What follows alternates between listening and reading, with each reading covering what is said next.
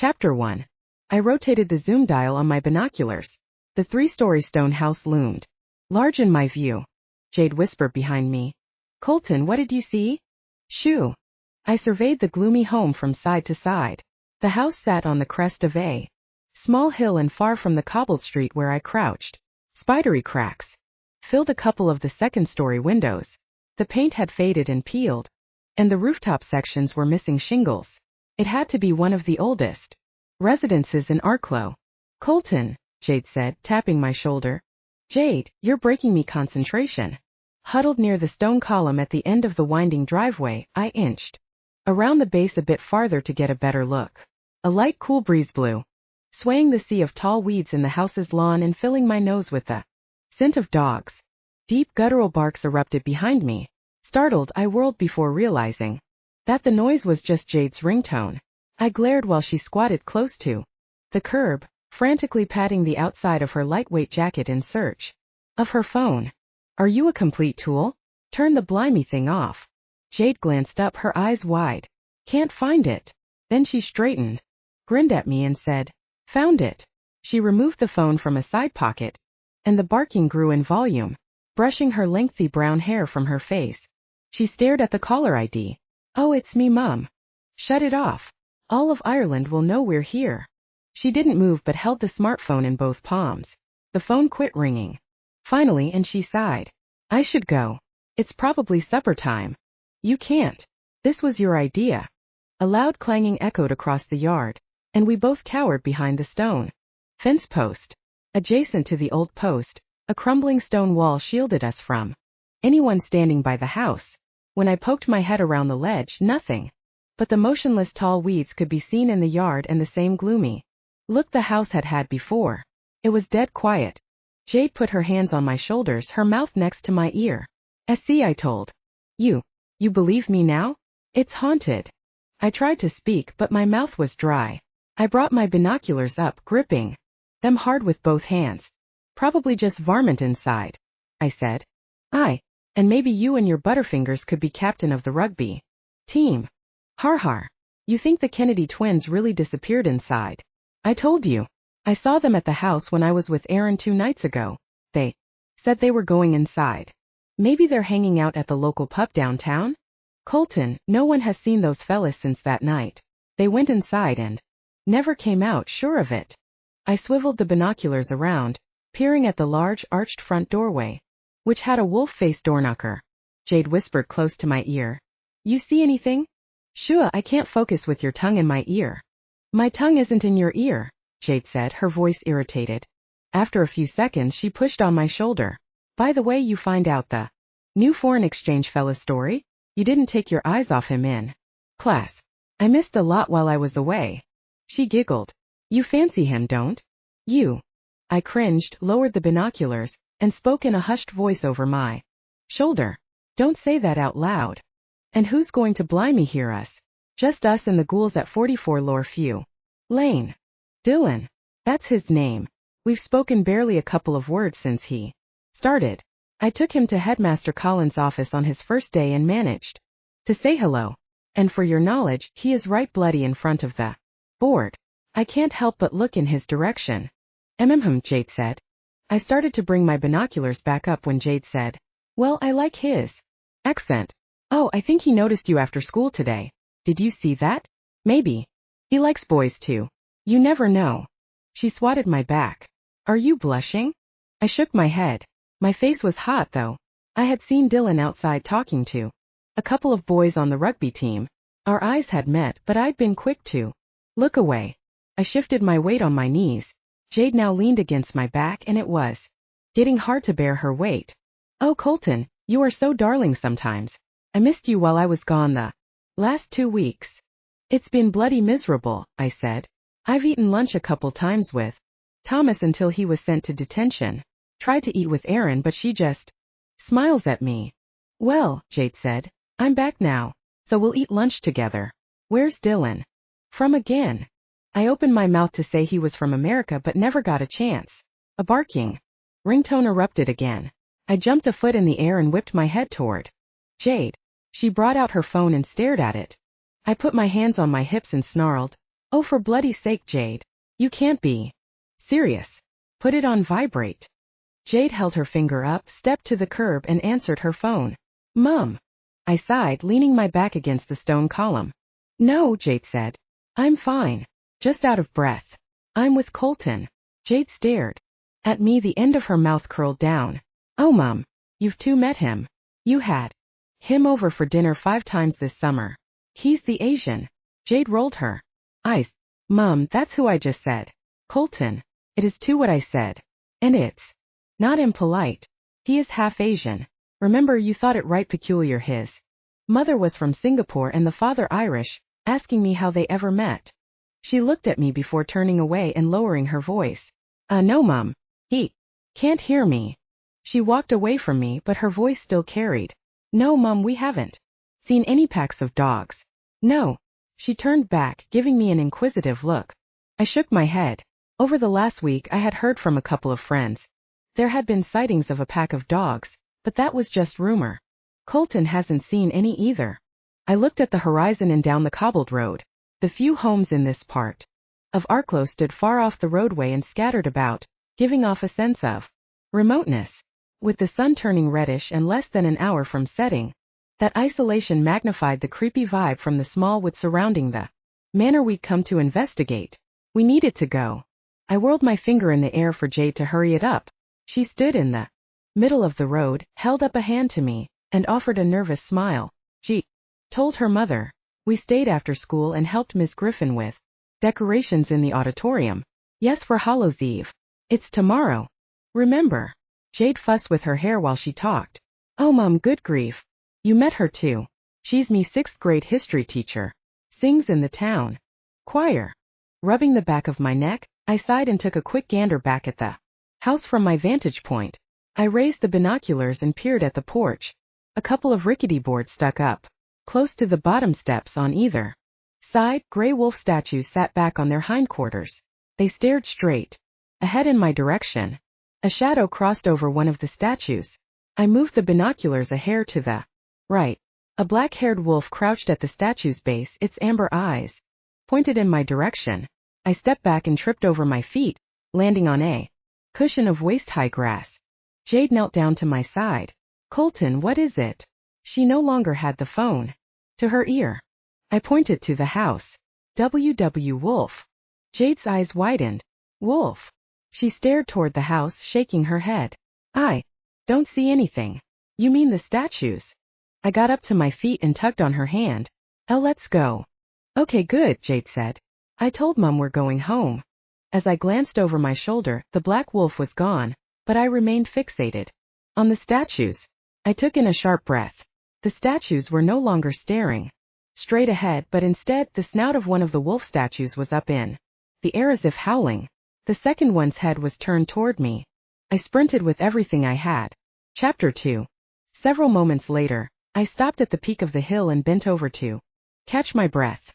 A few old stone and brick homes were nestled off the road. Jade was still several feet behind and came up at a trot. I looked down the cobbled street at the home below. The house was shrouded in shadows, and an army of sinister slender dark trees reached over the roof to block my view. Jade called after me, out of breath. Colton, wait up. She leaned her forearm against a tree near a curb. Her cheeks flushed red and her green eyes flared. You saw a wolf? I ran my hand through my hair. I decided I must have been seeing things. Statues can't move. I told her about the live wolf I had seen. It was black, and its eyes glowed. Jade stepped toward me, smoothing the creases in her pants. And it wasn't some grungy dog? Never heard of wolves in these parts. A boy's voice spoke from behind me. Thought I heard someone. Jade and I hollered in unison. I spun around. A boy my height stood in front of me, wearing a red ball cap, his dark curly hair pushing out from the hats. Bill. Dylan, I managed in a hoarse voice. Dylan grinned and dimples formed in his cheeks. He came forward. What's up? What are you doing? Don't you both live like far from here? He was still wearing his school khaki pants but had changed into a t-shirt that said no haters allowed. I stammered. My mind was blank. Jade jabbed her finger downhill and spilled the truth. We came to spy on that house down there. It's haunted, you see. Haunted. Dylan said. Jade said. Me friend and I had been this way a couple nights ago to go over to her cousin's home. We heard strange noises come from inside. Howling. And screaming. And a couple of lads, the Kennedy twins, came up and decided to go inside. They haven't been seen since. Oh. Dylan glanced down the slope toward the house. That's scary. Bloody right, it's scary, I said. You saw them go inside? Dylan asked. Well, Jade said and rubbed her chin with one hand. We saw them reach the porch. What are you doing here? I asked Dylan and looked around. Seemed peculiar. That Dylan would be here. Most students lived anywhere but in this area. This was an old part of town that had mostly older residents. Dylan fixed his hat on his head. One side of his mouth turned downward in a frown, and he looked up in contemplation. What was I doing? He jabbed his index finger up in the air, and his gaze met mine. Oh, I remember. I was fixing up my room. My aunt wants it spick and span.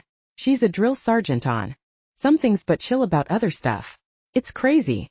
He shook his head and laughed. She really isn't that bad though. Whatever you do, don't tell her I said she was strict. Okay. Jade and I exchanged looks, and then we both nodded at the same time. Asked, you live close by? Dylan took his hat off and curls toppled in his face. He brushed them out of his eyes. I live over there. He pointed to a small brick house that was about 20 feet downhill. It's much smaller than my home in the U.S. Jade slapped my arm. You never told me he was a Yank. I gritted my teeth and my face felt hot. I was going to until her phone had interrupted me. Dylan chuckled. A Yank? I've never been called that. That's funny. I'm from Portland. Portland is a county back in America? Jade asked. No, Dylan said and laughed. It's a city. You ever heard of Oregon? I glanced to Jade and she shrugged. I turned back to Dylan feeling inadequate, all of a sudden wishing I knew more about America. I shook my head. Dylan said. It's right below Washington. Oh, I've heard of Washington, I said, a smile spreading across my face. That's where your president lives. Felt good to be able to impress Dylan. Dylan shook his head and opened his mouth like he was going to protest. But he was interrupted by a woman's voice. Dylan. Dylan looked over his shoulder and back to us. He put his hat back on. That's my aunt. Hey, you want to come inside? We can't, Jade started. I pinched her arm and she jumped. I hissed through my teeth. Just for a wee moment. Jade fixed her hair and offered her best pleasant smile. Oh, that'd be smashing, Dylan. I will need to call me mum to say we'll be a little later. And Colton, you need to call your dad. Dylan led us back down the cobbled street. The 3-story manor at the far bottom was still out of sight. The lean trees spread around it gave me glimpses of a couple of dark windows that glared at me, and I was convinced that that was what Death's eyes looked like. Dylan's house was not far. He turned into a yard and stepped over a narrow rock walkway up to the porch. Jade asked, so it's just you and your aunt? Dylan's hand was on the doorknob, and he turned toward us. Well, my parents are in Portland. They sent me here to be close to my roots. I guess their parents emigrated from here when they were just children. I looked up to the top of the door and startled. On it was an iron wolf. Doorknocker similar to the one on the haunted house we had been spying on. The wolf's jaw was opened in a snarl, and long fangs extended out. Next to the doorframe was a worn sign that sat askance on the wall and had the number 50. I surmised Dylan's address was 50 Lowre Lane. Dylan led us inside and called out, Aunt Ruth, I'm home. The savory scent of cooked lamb filled my senses. A woman's voice called from where the wonderful smell emanated. Where you run off to, you rascal? You need to tell me when you go messing about. Aunt Ruth came out from the kitchen area. Her white hair was made up in a bun, large glasses sat on her nose, pronounced creases in her forehead. Her eyes widened seeing Jade and me, and she scolded Dylan. Oh lad, you didn't tell me you had guests coming over for supper. No matter, it's good to see you making friends at school. We have more than enough for everyone to eat. Jade held up her hand. Oh, beg your pardon, ma'am, but we don't want to be a bother. Oh, it's no bother, lass. I'm Ruth Burns. What are your names? I'm Jade. Colton, I said and gave her a small wave. You both will stay for supper, won't you? Jade shrugged. I just need to make sure it's okay with me, Mum. Me too, I said. But it won't be a problem. Mum is out on work for the next 2 weeks, and me dad has been busy with his job. Oh, Aunt Ruth said. What do your parents do? Mother is a chemical engineer and travels for her job. Dad is a supervisor for that new airline company, UK Air Stars. Oh, that sounds like some fine work. Well, we'd be happy to have you. And of course I'll give you a ride home afterward. Besides, you children should not be walking about right now. Jade pushed my arm. Told you. Aunt Ruth turned to Dylan, placing her hands on her hips.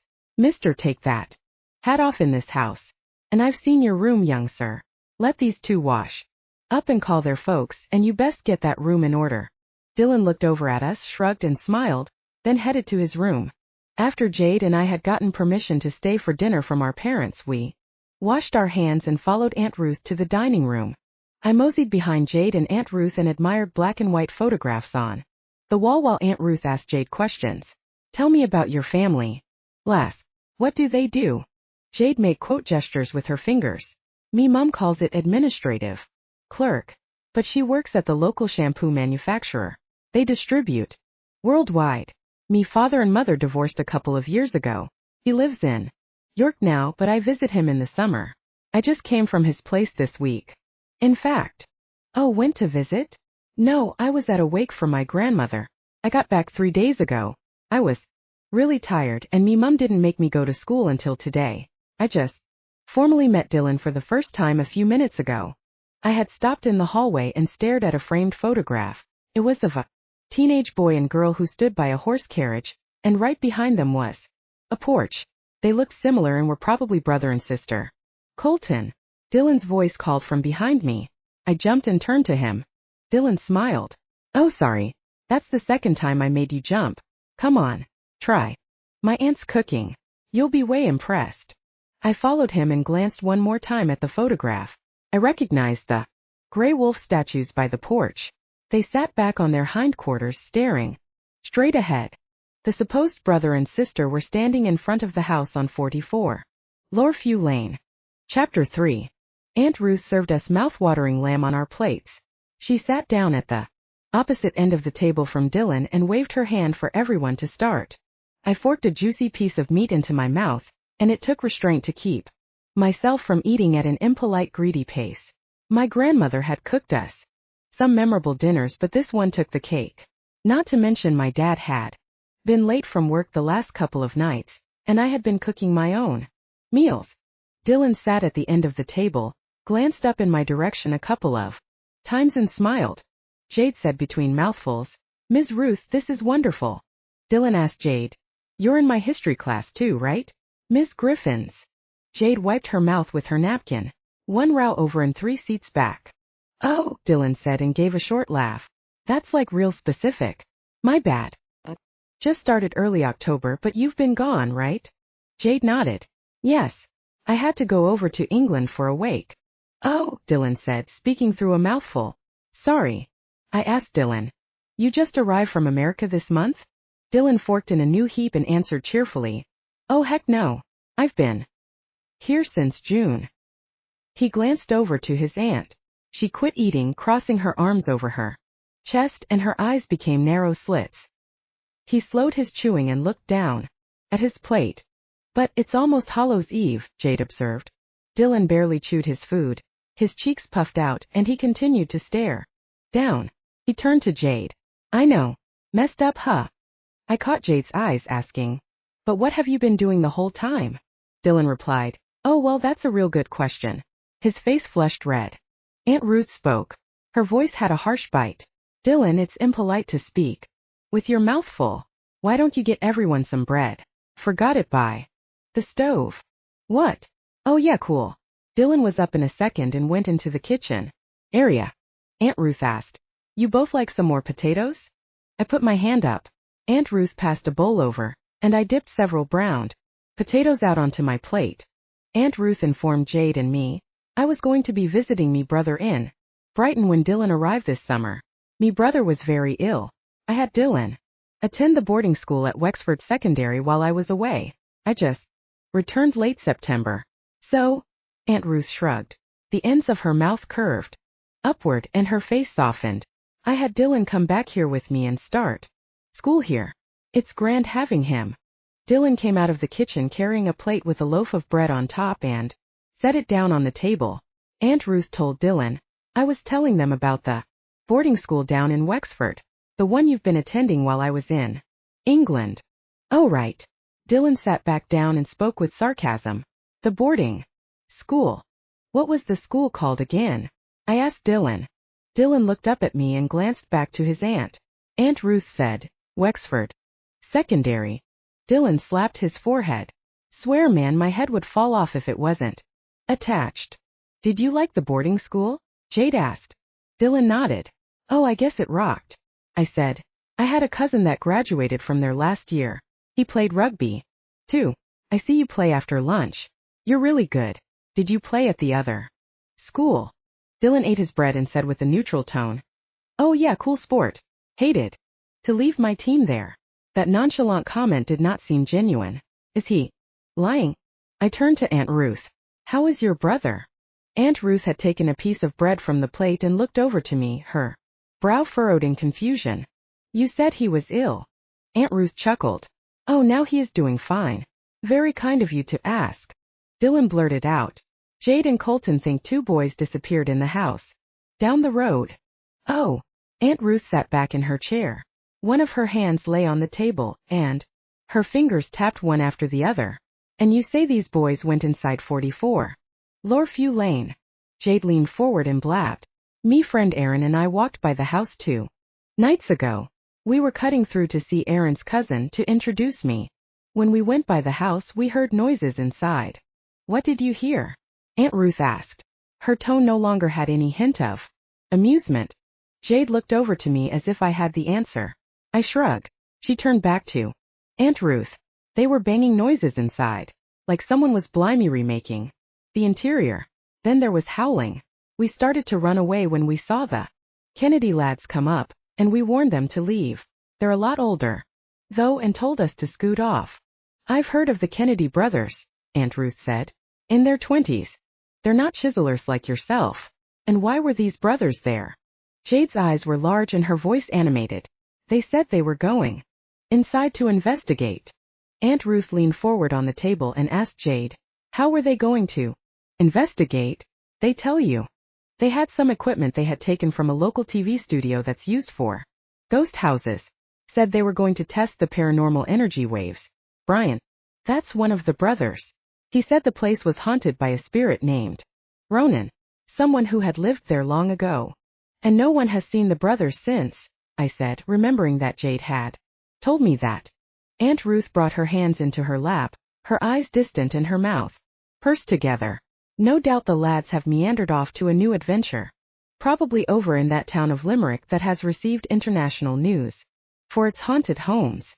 She flapped her hands at Jade and I and said, well, I think it's late, and your family will be wanting to know where you're at. I'll take you home. She turned to Dylan. Why don't you help with the dishes? Dylan rolled his eyes, scooted his chair back, and pumped his fist up in the air. Yes, dishes. He turned to me and lifted his fist up to me. Well, dude. See you later. I stared down at his knuckles and back to him, uncertain what I was supposed to do. He laughed and said, don't be such a playa. Make a fist and stick it up. Did, and he bumped his knuckles against mine and laughed. It was contagious. And I chuckled too. He bumped fists with Jade and she giggled. I asked him, are you going to the Hallows Eve dance tomorrow night? You should come, Jade said and hopped up and down. The girls will just love it. She looked at me and shrugged. Well, they will. His eyes opened wide and he turned to his aunt. Forgot all about that. Can I? Aunt Ruth sighed. Don't see why not. She wagged her finger at him. But I'll drive you there and pick you up. He turned to Jade. Cool. Tomorrow I'll be sure to say hi in history class. He disappeared into the kitchen. Aunt Ruth told Jade and me to go outside and get into the car. I started out to the car but went to the bathroom first. I washed my hands and on my way to the front door, I paused at the doorway of a study and observed Aunt Ruth by a tall hutch. She reached up to the top and brought something down in a closed fist. She opened her hand and a few gold coins lay in her palm. She turned her head to me. I flinched and she nodded, saying in a stern voice, "I'll be right out." I blushed and hurried outside. I sat down in the back of the sedan and put on my seatbelt. Jade looked over the seats up to the front of the house. She spoke in a hushed voice. "It seemed a bit peculiar in there? Like there's something brooding under the surface." I shrugged. "I guess." I slapped my forehead. "Forgot me blimey book bag." Was out of the car and halted outside the front door. Loud voices carried from inside. Aunt Ruth was talking. "You're not to ever go near that house again," Dylan whined. I didn't. "No lies, Dylan." "Lies. Ha, you should talk." "Go to your room, sir.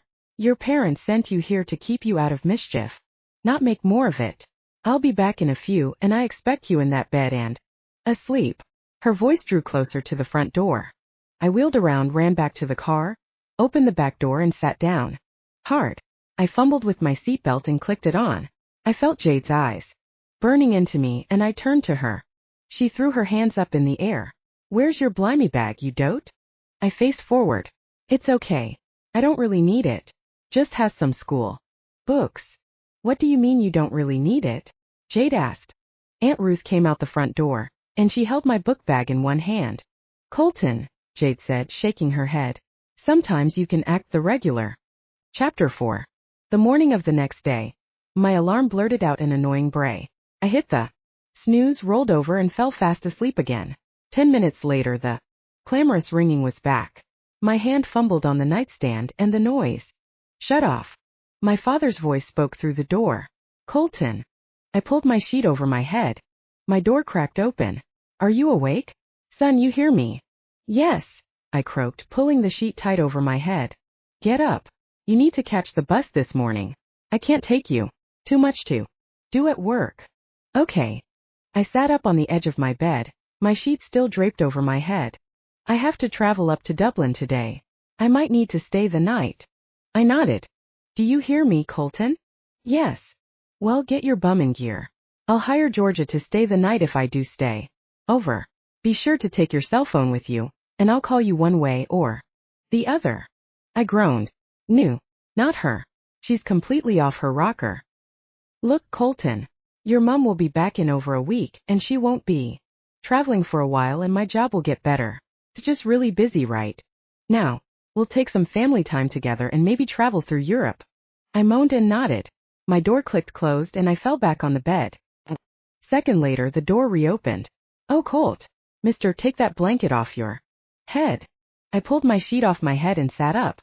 My father's head poked around the door. His blonde hair was combed neatly back, and he had his usual day's growth of beard on his face. "Happy Hallows Eve." My eyes widened. Today was Hallows Eve. "Dad, I can still go to the Hallows Eve dance, right?" Dad frowned and scratched his chin. "I suppose so. Georgia will take and pick you up though." "Colton, look up here. I don't want you walking around after school anymore. Those Kennedy twins have gone missing and there are reports of some kind of wild dog packs around." I nodded. "Okay, Dad." Then blurted out without thinking, "Can I have a friend? Stay over too?" Dad raised one gray brow. "Who? Thomas? Better if your mom or I'm here. That boy sometimes acts without thinking."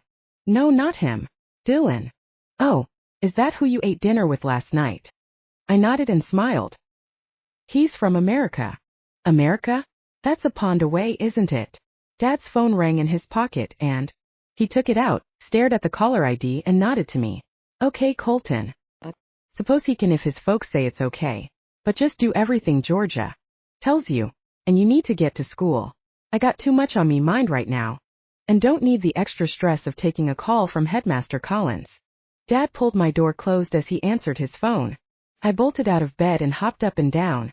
I pumped my fist in the air and hollered, "Yes." I did a quick jig I had been practicing every night when I listened to my favorite pop band. I was going to see Dylan at the party tonight and then he would stay the night. The first thing I would do when I got to school would be to ask him to sleep over. That way he'd have plenty of time to ask permission from his aunt. I headed toward the bathroom but froze in the hall. The memory of Aunt Ruth scolding Dylan was in my mind. Dylan's aunt seemed to think Dylan was getting into mischief. Would Aunt Ruth say yes? She was allowing him to come to the dance tonight, so how strict could she really be? I went into the bathroom and stared at my reflection in the mirror. My hair stood up in every direction. I splashed water over my face, wet my hair, and then combed it forward. I leaned up and stared at my nose. I was the only boy at our school to have darker skin but still managed to have freckles on the end of my tiny nose. I grinned. A new idea came to me. Maybe if Aunt Ruth said no, she would compromise and let me stay the night at Dylan's house. Then I could avoid seeing the babysitter, Georgia, and get to be with Dylan. It was a win-win situation. 20 minutes later, I ran out of my front door. My father's sedan was already gone. With a slice of bread with jelly in one hand, I made it to the corner just as the bus turned at the end of the street and headed in my direction. Butterflies swirled in my stomach on the ride to school, and I played in my head how I would ask Dylan to stay overnight. What was the word Dylan used? Dude. And don't forget man and playa. Morning, dude. Hey man, you want to stay the night over at my house after the party? It'd be sweet to have you, playa. We could try out my badminton set and play my new card game. Saturday we'll meet Jade to play some croquet over at Aaron's house and act the regular maggots. It'll be so much fun. I slapped my head. Leave out maggots. That was not an American thing to say. When the bus arrived, I hurried off, jogged into the school, and stood on my tiptoes looking over everyone's heads. A gangly youth with uncombed bright red hair was walking toward me. Thomas. He didn't just tower over me but was taller than most of my classmates. About to turn 14, he was a year older than me, and I had heard he had been held back 3 years ago. His blue-collared school shirt was unbuttoned at the top, and his freckled face and huge nose were as eye-catching as his personality. He grinned at me and pumped his fists in the air. Colton, I won most valued player on the hockey team. He honked out laughter and slapped my arm. Oh, that's great, Thomas. I scanned the area, searching for Dylan. Thomas continued to speak, but the words made little impression. And you hear about the temperature drop? I grunted. No. I spotted Dylan's dark curly hair. My stomach did a somersault. He was talking to 3 of the rugby players. He held up his fist to the boys, gesturing for them to hit it with their knuckles. The boys looked at him and at each other. Dylan taught them his strange American custom of bumping fists. The rugby boys swatted Dylan's arm and laughed. Colton. I looked over to Thomas. His eyes narrowed, his bottom lip pulled up over the top. Where's your mind swimming up there? His finger tapped my forehead. What? Oh, I just have stuff to do. What were you saying? Thomas sighed. I said we're going to need our coats pretty soon. It's going to be freezing. I patted his chest and returned my gaze to Dylan, who made goodbye hand bumps to the rugby players. Great, Thomas. I have to go. But let's talk at lunch. And congratulations on the hockey thing. My feet carried me to Dylan. Thomas spoke at my back. But I got detention again. I glanced over my shoulder, put my hand up in the air and waved. My shoulder thudded into someone. I snapped around in time to see I had bumped into one of the boys who had been talking to Dylan. The boy dropped his books. John. That was his name. A boy with a slender nose with thick brown hair. Once upon a time I had blushed any time this cutie came around until I caught an air of his contempt. He was staring at me with slit eyes and his hands on his hips. Watch where you're walking, chink chink. It's a good thing I need you for math. Otherwise. He punched his fist into his hand. I muttered. Oh, sorry. I bent down and picked up his books and he snatched them away. John and the other boys wheeled around and stepped away. My shoulders slumped and I came up to Dylan's back. He was crouched down at his locker, rummaging through his books. Several girls laughed hard next to me. They were looking over at Dylan and whispering conspiratorially to each other. Dylan. My voice was barely audible to my own ears with the girls giggling off the side, drowning it out. But even so, Dylan's head bobbed up as if he had heard something and he glanced over his shoulder. A grin spread over his face and he stood up, holding his books. Hey dude. What's up? What? I furrowed my brow and looked up at the ceiling, confused. Headmaster Collins walked down the hall, the light gleaming off his shiny bald head, and said, Get to your class. You've got 15 more minutes. No. Excuse tardies. Dylan glanced to the headmaster and then back to me. A small smirk was on his Face. It means how are you? Oh, I'm fine. What class you going to? German. They have German here? Cool. Which way? I pointed. My tongue had forgotten how to work. That's sweet, Dylan said. I'm going the same way. I walked by his side, and we passed the gaggle of girls. He waved to them. What's up, ladies? A few put hands over their mouths, and a roar of high-pitched giggles erupted at our backs. Is it me? Dylan said and glanced over his shoulder for a second. Or are the girls a little off here? Off. I shook my head. Those girls. Yeah, they're a bit weird. Don't mind them tools, I said. The school should offer a semester seminar on how to understand the preteen lass. Dylan laughed and stopped close to a door. No doubt. He looked toward the doorway where a couple of students entered, then back to me. So I'll see you tonight at the Hallows Eve party? A couple of girls asked if I was going, but these chicks give me a headache. It'd be cool to hang out with you and what was her name? Jade.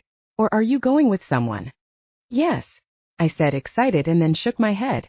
I mean, no, I'm just going with Jade. But we're not actually together. Jade came up beside me and clapped Dylan on his shoulder. Hey, player. She giggled with her hand over her mouth. She looked at us both with a grin. Heard my name. I never got to say anything. We all froze at Miss Griffin's voice calling Jade's name and mine. Mr. Ryan and Ms. O'Reilly. I turned around. Miss Griffin was wearing a bright purple blouse that day, and, as usual, her hair was pulled back into a long ponytail. Mr. Foley said he saw you both walking around yesterday on Loreview Lane? She asked. Jade nodded. Why, yes, ma'am. I pointed my finger to Dylan. We went to his house.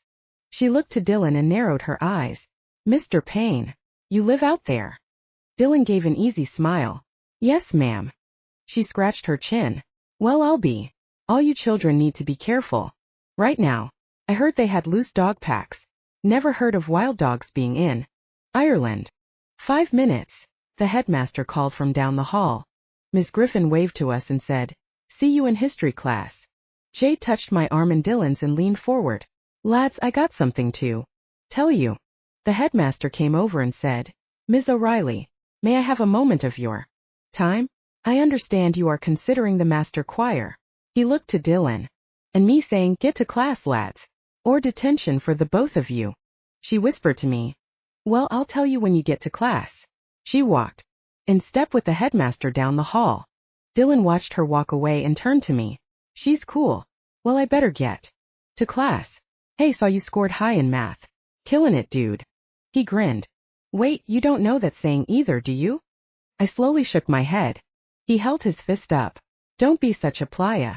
Hey, maybe we can sit together at lunch. I bumped his fist and he turned around and started toward his class before I could answer. Dylan. He stopped and looked back at me, his dark eyebrows raised. A couple of girls stood behind him, including Erin. She wiggled her fingers at me. I ignored Erin, stepped closer to Dylan and whispered, see, can you stay the night? I mean, over at my house. If you're not busy, that is. I'm just wondering. A grin spread over Dylan's face. The dimples in his cheeks pronounced. That'd be sweet. Let's see what the battle axe says, though. I'll work my magic. He waved at me. Later. He stepped through the door. I walked on air to my class. Dylan had not only said he would sit by me at lunch, but he might also spend the night. We'd see each other at the dance. And then, a fog of doubt crept into my mind. I was uncertain whether I should be excited or disappointed. Would the stayover actually happen? An image of a battle axe was in my mind. I had no idea what Dylan's last comment meant. Unless he meant his aunt was the battle axe? I entered my classroom and beelined it to my chair. Jay came up to my side. Okay, so did you hear? Hear what? The Kennedy twins? I sat down and shook my head. No, what? They found one of the brothers walking in the neighborhood we were at yesterday. He was cold as ice too. How'd you find this out? Erin's mom is a nurse and just called her to warn her to take the bus straight after school. Erin says they took him to the nearby hospital and he's in a deep sleep. But he kept repeating one word over and over. What? I asked. Werewolf. Chapter 5. Lunchtime came and I headed to the cafeteria. I scanned the room searching for Dylan. My heart beat fast. I didn't see him, nor did I see anyone I wanted to sit with, or someone for that matter who would want me to sit next to them. Ms. Griffin was standing close to several teachers, and I picked up bits and pieces of the gossip. You could count on Ms. Griffin for gathering the latest scandal regarding students, teachers, and anything else, and sometimes she would let things slip to students, especially if she liked them. She was talking about Brian and the fact that he and his brother had been at that house. I assumed she meant 44 Loreview Lane. Boys' laughter reached my ears and I turned. On the far side of the room sat a row of the rugby players. My heart plummeted to depths of glumness. Dylan was sitting with them, his back to me. Several of the boys were laughing at whatever story Dylan was telling them. I got my lunch, my head hung down, and I clomped down the hall to go outside. A few boys were forming up teams for rugby and asking for players. A round-faced boy pointed toward me and asked, "What about him?" I froze in place. A skinny, spindly-legged boy caught in laughter and slapped the oval-faced lad on the back. "Don't be a muppet. He's only good at running. Numbers in his head." The two boys faced away from me and continued their search for players. Always singled out as the smart kid, the brainy one. Tears threatened to spill, but I kept control and headed to my favorite oak tree. I had no chance of winning over Dylan. The thought of Dylan made my heart flitter. Dylan would usually come outside to play. "Colton, wait," Jade called from behind me. I turned and Jade caught up to me, carrying her lunch tray in her hand. Erin was a step behind her, a bag lunch in one hand, and said, "Hey, Colton." She brushed her blonde-red locks from her eyes, cocked her head to the side, thin smile forming over her face. Her eyelashes flittered up and down at a rapid rate. Do you have something in your eyes?" I asked. She grinned as if I had told her she was the most beautiful creature I've ever seen. Her two large front teeth were glaring. The space between them was at least a good Irish mile. I gave her a half smile and a nervous laugh spilled out. "I heard you're going to the dance tonight, Colton," she said. "Oh," I answered. I am. You." Her eyelashes somehow fluttered even faster, and I was certain the wind speed would knock me off my feet. She pulled her bottom lip over her top, making a pouty face. "I hope you save the song Give Me Your Hand just for me. We danced to it last year. Remember, Colton?" A gleek of spittle spurted out between her two front teeth and hit my cheek. I rubbed it off with the back of my hand in a subtle manner, not wanting to hurt her feelings. "Oh right," I squeaked. "That'd be brilliant." I turned away and looked down at the ground for a good spot to sit and get out from Erin's gaze. Erin not only seemed to be immune to the Dylan craze, but she also had no inkling I had zero interest in girls. Jade was the only one who knew I liked boys.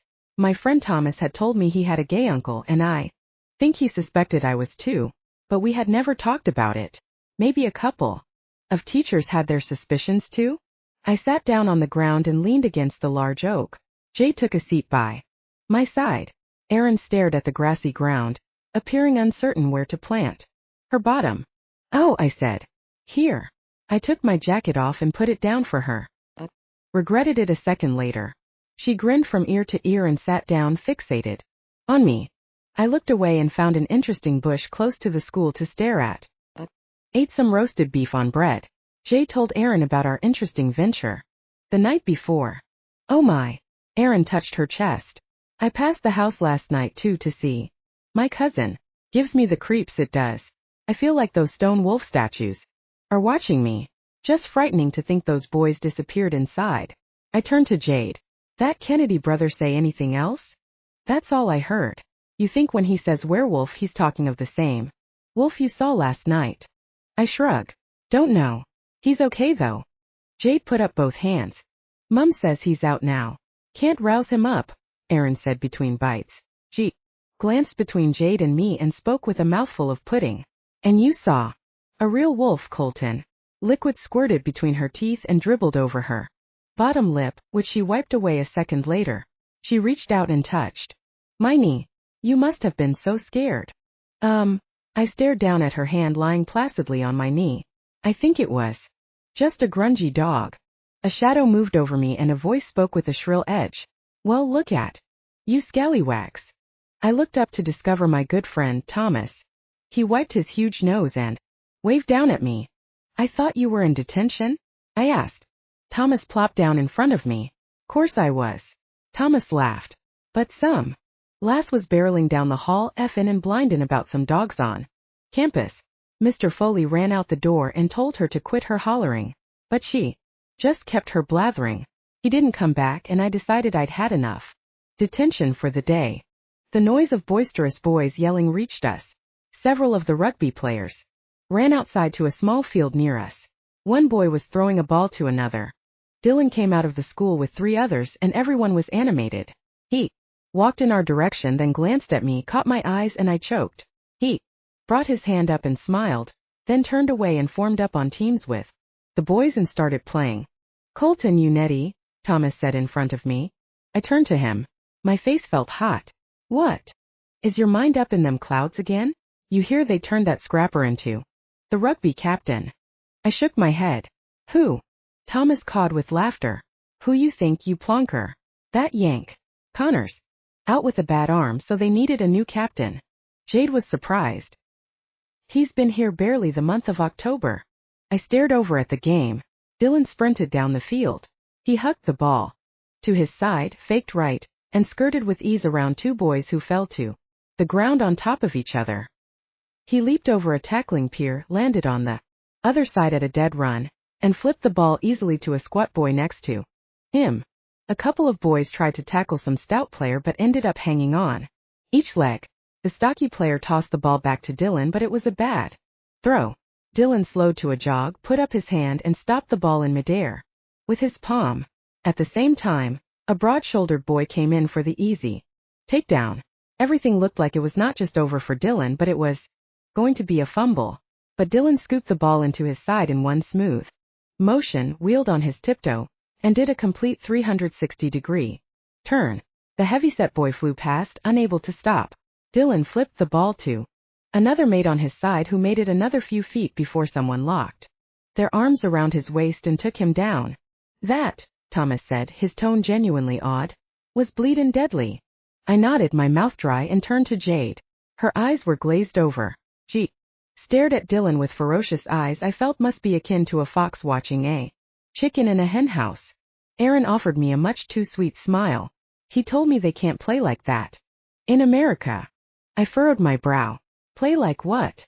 Play rough like. Yes, they do, I said, my tone rising. They just call it football. Why was Dylan talking to Aaron?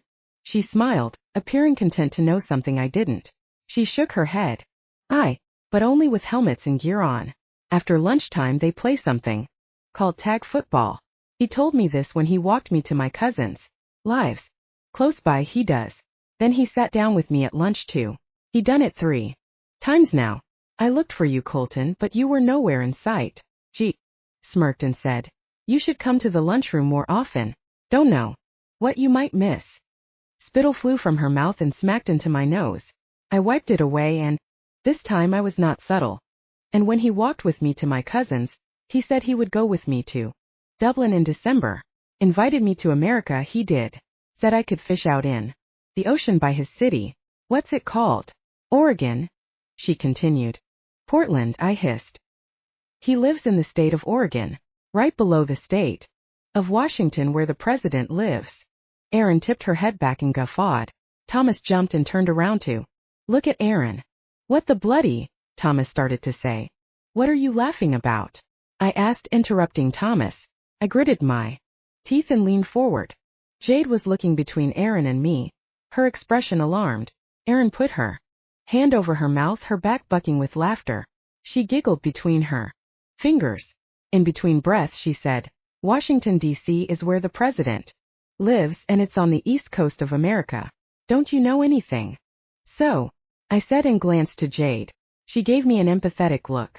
Aaron shook her head with her hand still over her mouth and then dropped it to her lap, her 2 large front teeth fully in view. The canyon between them was far too conspicuous. She grinned wide. You're such a plonker. Oh, Thomas said, raising his eyebrows. Lash just put you on the spot. I turned to Jade. You have any bloody idea what she's blathering on about?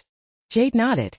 Washington, D.C. is on the east coast, but the state of Washington is on the west, and Oregon is right below it. I growled, what? You knew that and didn't tell me yesterday? Dylan. Probably thinks I'm a complete tool. Thomas jerked his head back and laughed, then looked over, drew his eyebrows inward and asked me, "You didn't know there are two Washingtons?" "Even I know that, and chap, you're Asian." Erin chirped in, a full grin on her face. Poor Colton didn't know. Not sure if Dylan thinks you're a tool, but he said he likes smart lasses. And he said he'd show me Seattle too, which, so you know, is in the state of Washington. I think Dylan fancies me. Can't blame him, can you? She leered over at me. I balled my hands into fists and unclenched them a second later. I sat up straighter and said, "Well, be sure if you all kiss, you don't drink any water. So your mouth is dry as leather. Otherwise you might drown the poor fella. With the canyon up in your mouth." Erin's eyes widened and her hands flew up over her mouth. "Why, you're she stammered. She got up to her feet, tears falling down her cheek. "You're a maggot." Jade got up on her knees. "Erin, wait." Erin cried harder and sprinted off past the oak, across the field where the rugby game was playing. I smirked as she fled. The rugby ball rolled in front of her, and a boy leaped in the air and fell down on top of it. A couple of boys piled on him. Erin threw her hands up in the air and shrieked out loud. She fell back onto her butt. Her crying was audible from where I sat, and my smirk faltered. The boys who had fallen on the ball were up on their knees staring at Erin with large befuddled eyes. Several rugby boys came over, and many of them crossed their arms as Erin cried hysterically. A few of them chuckled nervously. Erin had her hands over her mouth and screamed at them, "You're all maggots." Several of the boys laughed. Erin's cries grew in crescendo and she fled, disappearing around a row of trees. I swallowed the bile in my throat. The triumphant feeling I'd had was now hollowed. I looked over at Jade. She had her hands on her hips, and her eyes were slits. "Colton Ryan, you should be ashamed of yourself." Jade stormed past the tree and my eyes watered. Thomas leaned over and socked my arm in a friendly gesture. "I thought you were bloody brilliant." I nodded, tried to smile. "Everyone inside," a voice boomed out. Headmaster Collins stood at the front door, and several teachers swerved around him, gathering students near the door. Miss Griffin's eye-catching purple top was in view. She grabbed a couple of boys and shoved them toward the door, and then beelined it toward the field, yelling, "Stop the game. Everyone inside." "What is this holy show?" Thomas muttered. I shook my head. "I don't know. They never rang the bell." Miss Griffin was waving to the rugby players who had not quit playing and yelled in a commanding voice, "Stop that game at once." The boys all froze and stared at her. A shaved-headed boy whined, "But the bell hasn't rung, ma'am." Miss Griffin opened her mouth, but what she was about to say I have no idea. A harsh shriek echoed out from across the field, on the other side of a row of trees. My heart beat fast. That was the direction Erin had gone. And Jade. I was up on my feet and running across the field toward the line of trees. I barely heard Thomas or Miss Griffin calling out my name. I almost slowed when Dylan called out. Another scream came again, this time more shrill. Was that Jade? Or Erin? I wasn't certain, but I ran harder. Chapter 6. I raced across the field and yelled, "Jade!" I came to the end of the row of trees. Jade's unsteady voice on the other side commanded, Don't move, Erin." I darted around the edge of the trees. Erin and Jade were not far away, huddled close together and with arms interlocked around each other. Their backs were to me. Over their shoulders I made out 4 snow-white wolves crouched low to the ground and spread out 20 feet in front of them. Snarls distorted each of their snouts. Their black eyes focused on the 2 girls.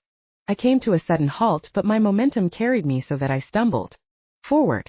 My hands flew out to keep my balance, and my fingertips touched close to Jade's foot. Jade and Erin jumped, and Erin gave a short, high-pitched shriek. The wolves jolted at my unexpected arrival too. Their growls grew in crescendo, and they fixed their stares on me. I reached out, grabbed Jade's arm and Erin's, and pulled.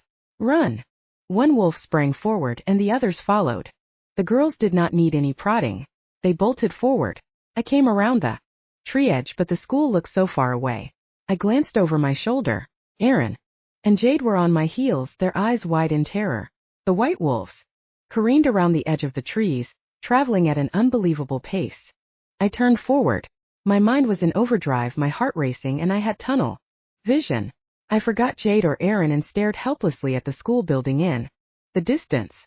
A few students had not gone inside and were watching us. I recognized Thomas's red hair. A couple of teachers who had stayed outside were gawking at us too. I recognized Miss Griffin's short purple coat as she ran toward me. I glanced over to my right. A figure low to the ground barreled fast from the school. I tried to discern what I was seeing, but it was a blur. A black wolf. I fell backward. Aaron and Jade tripped over me and fell to the ground. I put my hands up defensively to the charging wolf, but the animal vaulted up and soared high over my head. I whipped around to see it land on the opposite side of me and come up in a defensive position. The white wolves came to an abrupt stop and all of them crouched low to the ground. None moved, but the steady growls were audible. I pushed Jade and Aaron off me, got up and crawled backward toward the school building, keeping my attention on the wolves. The girls glanced to me and then back to the soon-to-be wolf brawl, and then they were up on their hands and knees following me. After a few feet I stood and Jade came up next. I helped Aaron to her feet and towed her toward the school. Jade was next to me, and we hurried toward Miss Griffin, who was now making a full-out dash to us, holding the hem of her dress up. A tumultuous roar of yelps and barks erupted behind me, and I looked over my shoulder to see that the white wolves had attacked the black one. Miss Griffin reached us, out of breath, and she cried, "Get in the school now." I ran forward. Aaron and Jade were at my side. Miss Griffin was at our backs, prodding us forward.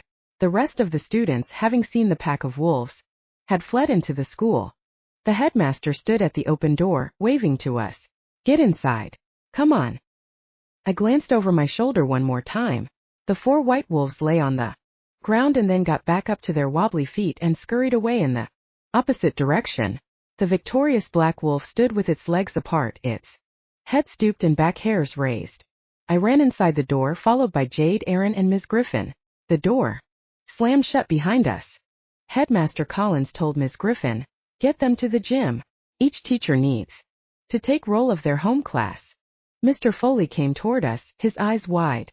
"Headmaster Collins, the teachers have taken roll. Besides these students here, we're missing one from my class. Dylan Payne." I stopped and Jade ran into my back. Miss Griffin tugged on my arm.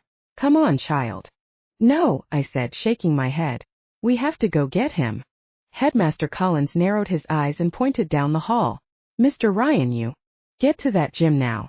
I put my head down and Miss Griffin pulled me forward. We rounded a corner, and ruckus youth noises drifted from the gym ahead. Erin was now sobbing at my side, wiping her eyes. Jade's face was pale white, her eyes vacant, and she was wiping her hands on her shirt over and over. The door at the end of the hall was half opened. Thomas poked his head through, then stepped out and came up to us. "Are you all completely mental? You were almost dinner." Miss Griffin addressed Thomas. "Mr. O'Leary, where's your homeroom? That is where you should be right now." Thomas shrugged. "Can't say, Miss Griffin. Everyone is acting like a bunch of yobos in there." Miss Griffin sighed and ushered us into the gym, then closed the door behind us. "This day just wears on," she muttered, then stepped in front of us and hollered for several boys to quit running up and down the bleachers. I crossed my arms, a lump in my throat and my stomach somersaulting. My entire body trembled. Tears streamed down Erin's cheeks. Jade put her arm around her shoulders, trying to comfort her. Thomas was the only one with no hint of a terror-stricken persona. He'd also not almost been eaten by wolves. Thomas leaned in. "You're lucky, mate, that other wolf showed up and didn't think you looked like a scrumptious rabbit." Students milled in the gym. Several chased one another in a game, teachers attempting to get order. I overheard several of the rugby boys ask where Dylan went. John shoved a boy's shoulder, saying, "He was right in front of you." I looked up to Thomas. He massaged the back of his neck, watching the pandemonium in front of us too, and uttered, "You think they'd now give me some time off with the detentions? These rascals in here need one worse than me." "Did you see him?" I asked. Thomas turned to me. "Who?" I slapped Thomas's arm. "Dylan, you clonk." Thomas grinned. "Oh, right. Well, at least I know where Washington, D.C. is." I socked him harder. "Thomas, did you see him or not?" He furrowed his brow and rubbed his arm. "Ouch." His eyes lit up and pointed. "Behind me. Right there." I wheeled around. Dylan had opened the door from the hall and walked into the Jim. He was buttoning his shirt, which was in complete disarray. Dylan. I hurried to him. His shirt was untucked and wrinkled, his shoes untied. He looked up at me, his bangs in front of his eyes. He pushed his hair out of the way and picked a few black hairs from his now wrinkled white shirt, then offered me a half grin. Hey man. Where were you? He pointed his thumb over his shoulder. Oh, the bathroom. He looked over my shoulder. Oh, did something happen?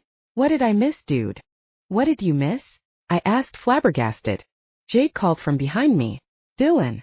She came up to my side, her arms crossed over her chest and her eyes narrowed. Where have you been? Everyone is looking for you.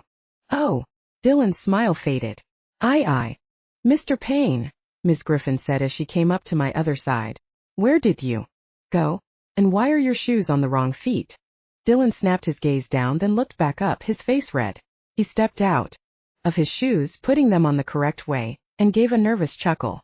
I thought they felt weird. Thomas made a goofy laugh and told Miss Griffin. Chap was in the loo. Dylan looked at Thomas, confused. Loo? I said I was in the bathroom. Thomas laughed. That's what I just blimey said. Several of the rugby player boys cried out behind us and hurried over. Dylan. Where were you? Where'd you go? Miss Griffin shook her head and held her hands up to the rugby boys. Young men, he can answer your questions later. Mr. Payne, you need to come with me. Headmaster Collins is organizing a search party at this moment. Oh. Dylan scratched his head. He is. She tugged on his hand, taking him toward the door, which flew open at that second. Headmaster Collins and Mr. Foley stood in the doorway, their eyes huge saucers. Headmaster Collins saw Dylan and sighed. Then he wiggled his index finger, beckoning Dylan. Dylan stepped forward, glancing over his shoulder to me before turning back and disappearing with Headmaster Collins into the hallway. Jade leaned over and whispered. Colton, was that the same black wolf you saw at the house last night? I nodded, my gaze meeting hers. I think it was. I looked back down where Dylan had taken his shoes off. There were more black hairs that had tumbled to the floor. Chapter 7. It had been an hour, and most of the students in the gym had departed. The school had been closed early, and parents had been requested to pick up their children. After the bizarre sighting of the stray pack of wolves, the school was not running any of the buses but required every student to be signed out by an adult. The dance for the night had been postponed to a later date, and rumors surfaced it might be altogether cancelled. Miss Griffin was talking closely to a teacher and fussing that Ireland had never seen the likes of this before. Her high-pitched voice carried, wolves? Strangest sight. Maybe from some zoo. I sat on one end of the gym with Thomas and Jade. Jade sat with her back against the wall and played a game on her phone. Thomas twirled his hair, headphones in his ears, mouthing a song. Aaron's mother had already come, so she was gone. My babysitter Georgia was on her way. Jade was unable to reach her mother. Jade remembered that her mother was taking new investors on a tour of the plant and had told her to call her cousin Janine if she needed anything. Except cousin Janine was not answering. Dylan had not returned to the gym, or his aunt might have already gotten him. I didn't know. Disappointment did not quite describe how I felt. I was demoralized. I had not only looked forward to seeing Dylan that night at the dance, but then we were going to have the sleepover at my house. My plans for card games, badminton, croquet, and acting the maggots had been dashed. I was playing with a deck of cards by myself. I set them in my book bag and asked Jade, you think those white wolves came from inside that house? Like the black wolf? Jade stopped playing on her phone and looked up at me with confusion. What? Why would you ask that? Well, no one has ever seen white wolves in these parts, or for that matter, anywhere in Ireland or all of the United Kingdom. Where else would they come from? I just heard Miss Griffin say they could have come from a zoo, Jade observed. I leaned over and said in a quiet tone, but they could have come from that house too. Jade cocked her head to the side. But how do white wolves come from a house? On Lowre Lane, Colton. I shrugged. Thomas took his earphones out of his ears and asked in an animated voice, did you say you saw them wolves at Lowre Lane? No, Jade said. We never saw wolves. Well, I mean, Colton said he saw that black wolf. Thomas pointed his finger up in the air. 44 Lowre Lane? That place. How did you know? I asked. Oh, Thomas said, squawking out his goofy laugh. It's a well-known haunted house, and I've seen those statues by the porch. Creeps is what they give me. He leaned over. Me uncle once told me that somewhere inside the house is a magical doorway to another world. Ms. Griffin's voice spoke from above us. Did I hear that you kids were at 44? Lowre Lane. I glanced to Jade, who had wide eyes, and then looked up to Miss Griffin. My shoulders caved in. We did. Jade spoke at a fast pace. It's the last place where I saw the Kennedy twins. Miss Griffin said. Their mother said they had gone to investigate. There. No one has found evidence they were there. But, she waved her finger at me, and Jade leaned over and spoke in a hushed voice. Don't go over to that house again. It's haunted. You hear me? Rumors of people going in and not returning. Do you know its history? Jade asked. Ms. Griffin looked around them. The student body had thinned out. It was just us and a few scattered youths waiting for their parents. She sat down on the ledge of a nearby bleacher and leaned forward. She had told Jade and me several stories of the town since I had known her. For one, she was a history teacher, and well, I guess she liked to tell stories. And second, she loved to gossip. What I tell you now, don't go blathering about it. It's mostly rubbish. She stared hard down at me, and I nodded. She looked to Jade and Thomas, who both confirmed they understood too. Long ago, there were 2 children who came to town. About your age, in fact. Brother and sister. Never knew what happened with the sister. The boy was named Ronan and grew up, became successful. He gave money to the town, even to help build our yonder library and town hall. It was said he tinkered in magic too, and it was innocent enough. But there were other rumors about him, even far stranger. She glanced over her shoulder. Thomas had crept up and was leaning forward, knelt on one knee with his elbow resting on his leg to prop his head up. What other bloody rumors? Miss Griffin sighed. It doesn't matter. That part is all rubbish. Was he a bad person? Jade asked, moving the conversation forward. No, child, Miss Griffin said. He wasn't bad at first. But you see, his wife died of cancer. Then his son and daughter passed away at sea during a storm. He despaired, and well, he used what magic he knew for dark purposes. Dark? What did he do? I asked. He wanted to bring his children back from the other side. It said he opened a portal there in his house, and though he never found his children, he found a new home on the other side. It said he comes back on occasion, and you can hear noises in that house, Miss Griffin said. I swallowed. Miss Griffin stood up and shook her head. What I think happened is he died a lonely man. And now his wretched spirit wanders that house, and you shouldn't go near it. Miss Griffin sighed. I shouldn't have told you that tale. But the point is this. Ever since Ronan's children were lost at sea, that house has been nothing but darkness. Some fellas go traipsing inside and never come out. When I was at university, I heard they found a young man who had been inside like Brian wandering close to the house. It was late June when they found him wandering the street. He gave a great tale of going into a magical portal, but strangest of all, he had frostbite. Frostbite? Thomas asked, poking a finger in his ear to root out any earwax. Frostbite? How's that happen in June? Ms. Griffin shrugged. That's enough. But I'll tell you, children, stay away from that house. What was the other rumor? I asked. You said it was rubbish, but he was suspected to be something else? A warlock. Dylan's voice spoke over my head. He was a werewolf. I turned around and Dylan was standing behind me. Jade and Thomas said in unison, Werewolf. Thomas slapped his forehead and rolled his eyes. Werewolf. What the blimey? A low hoarse voice hollered Thomas's name across the gym. A man stood by the door wearing a gray tweed cap on his head, stubble over his face, and he waved impatiently for Thomas to come. Thomas sighed. Me uncle. Right when it was getting good. A werewolf living on Lowre Lane. He got up and said in a hushed voice to me, Codger always has bad timing. Thomas waved to everyone. Cheers, mates. Miss Griffin put her hands on her hips and gave Dylan a reproachful look. Mr. Payne, I thought Headmaster Collins had called your aunt. Well, Dylan said, my aunt is not answering any calls. He shrugged and sat down next to me, putting his arm around my shoulder. But I'm going to stay. With my homie here. He squeezed my shoulders, put his head on my arm and then let go. I was about to faint. Ms. Griffin wore a confused look. Your homie? Mr. Payne. We use plain English here at. A boy and girl several feet away got into a shoving match and Ms. Griffin sighed and shook her head. Lord have mercy on me soul, and let this day be over. She waltzed over to the students, barking orders.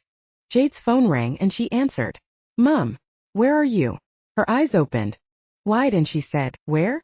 Mum, that's all the way in England.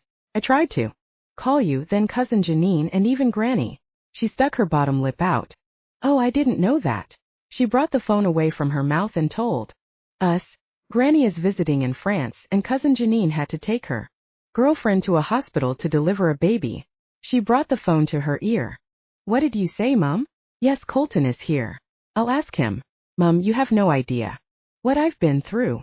She furrowed her brow. Mum. Her eyes lit up. Oh, there you are. Yes, I said. Colton's here in front of me. She sighed, looked up at me and asked, Is it okay if I stay with you until cousin Janine can pick me up? I nodded. Jade said on the phone, he said I can. Yes, I'm okay. No, I'm not injured. Promise. Okay, I'll tell you the story later then. Bye. She hung up and appeared disappointed that she didn't get to tell her story. Dylan looked around the gym, then to me and asked, It is okay if I stay with you too? I told Headmaster Collins we made plans and well, my aunt is not answering. He frowned for a second, showing his concern, but then replaced it with a smile. I heard you have a badminton set. We can play. My head almost fell off, nodding with pure zest. A high-pitched woman's voice cut sharply from across the other side of the gym. Where's me wee little scab? I groaned and rolled my eyes. At the door stood a middle-aged black woman, dressed in a cinnamon-colored polka-dot dress and wearing a full-brim hat on her head. Gray hair fell out from underneath to her shoulders. That's Georgia, I said as I got up and put my bag over a shoulder. I warn you, she's not a full shilling if you know what I mean. Dylan asked Jade. What's that mean? I think you would say in America, she's a sandwich short of a picnic. I glanced back to Dylan and smiled. New blimey idea why my parents think she's a safe child sitter. Dylan grinned, his dimples formed and my head swooned. I was beyond excited. He was staying with me even if it was for a short period. I had no idea we were heading into an adventure beyond